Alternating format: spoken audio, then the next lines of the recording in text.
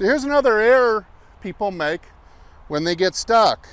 If I were to make too flat of a turn, now see, I have little tilt and I have a lot of hip turn here. You see how far my left butt cheek has come off the chair and orbited around in a flat merry-go-round manner, and so have my shoulders. Well, of course, the arms are going to want to be here and get way behind you, so already you're looking pretty stuck.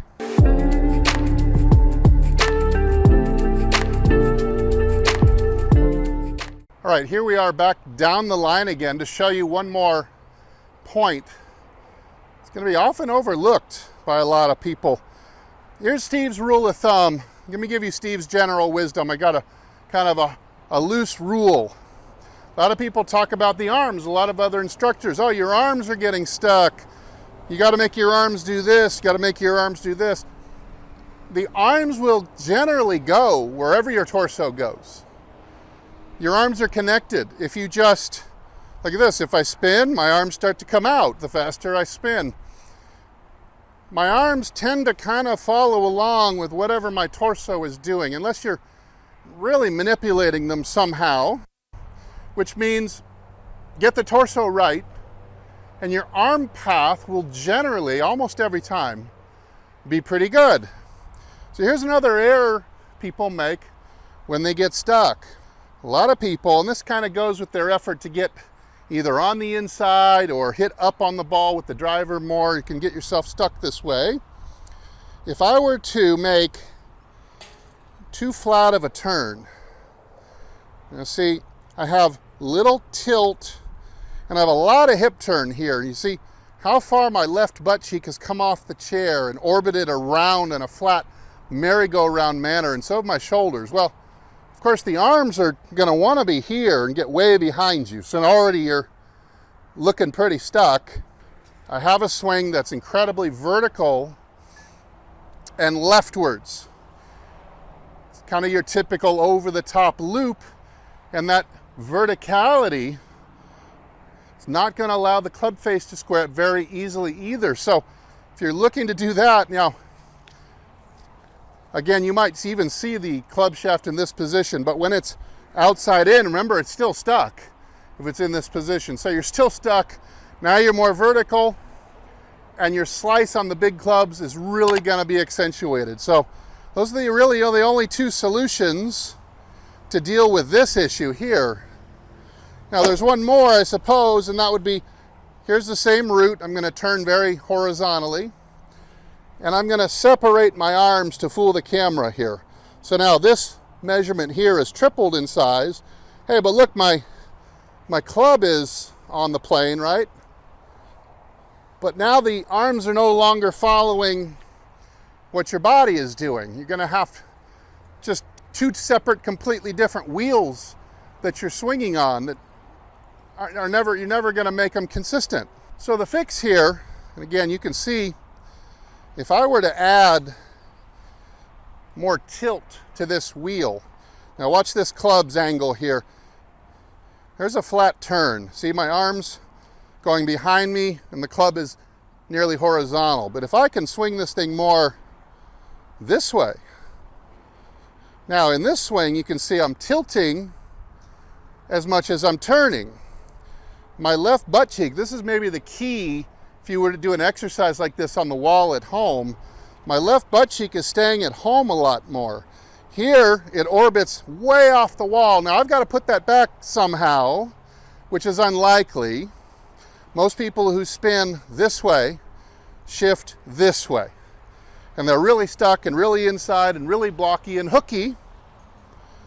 But if I can keep my left butt cheek at home and feel like my shoulders wind up more like a Ferris wheel than a merry-go-round this way. Now look at this club. It's got more tilt and less turn, and the effect is that it's keeping my arms from getting too far behind me as I make my backswing. So if they're less behind me, it'll be a very simple thing. If I can simply combine that with the first two tips, here's more tilt, less turn. Lift the chair, Go around to the left. Your arms will be completely unstuck at this point, and it'll be very unlikely that you would see the club looking like this. You're going to see the club look kind of tipping to the outside right at this point. And that's when you're really going to hit it long and straight. All right, let's look at one additional way that you can get stuck. It's really tough to fix. Hi, Elwin. This is for Elwin. This is just manipulating the arm path starting down. You could be in great shape here. Now, if you were to do something like this and drop way too far under the hand plane, call it the curve that you should have the handle moving on coming down. But let's say you're in good shape here and you're going to do something like this, like yank it down, because somebody on YouTube told you this is how you get it to the inside and stop coming outside in and slicing, right? They want you to drop that handle. But remember Steve's first rule. The arms will tend to follow the body. If you just let them relax, let them respond to the turn of the body. So here you have the wheel. My first two examples here, you have the wheel got more incline and more tilt this way. You can still screw it up by trying to pull it like this, which a few people out there will still do. In that case, you really got to feel that the handle is going to come out a little bit first this way. You see the natural shallowing effect. Not only does my elbow drop in front of my pocket better, but now all of a sudden I'm not stuck anymore because the handle of the club is getting out this way far enough so that it can crack back on time to the left.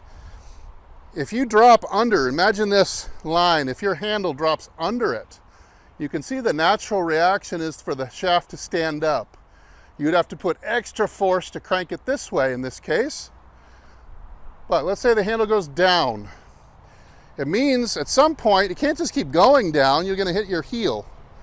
So at some point, you're going to have to return back to that line again, because that's the line that's in a direct collision course with the ball.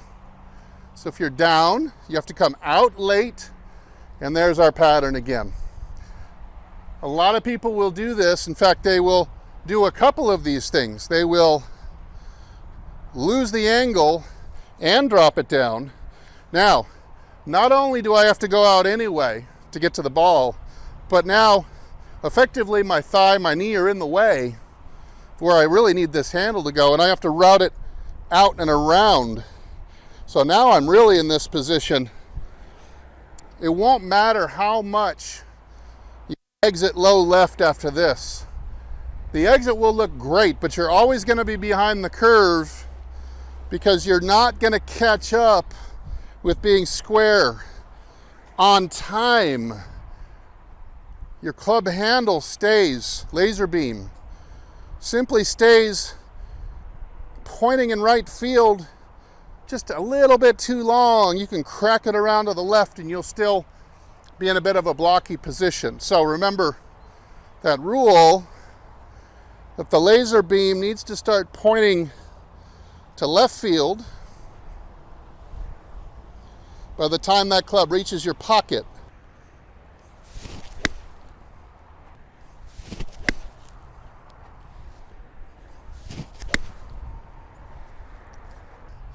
Don't have to manipulate the face to get it square, and I can hit it probably with more compression, better low point control, of course, face dispersion, much tighter.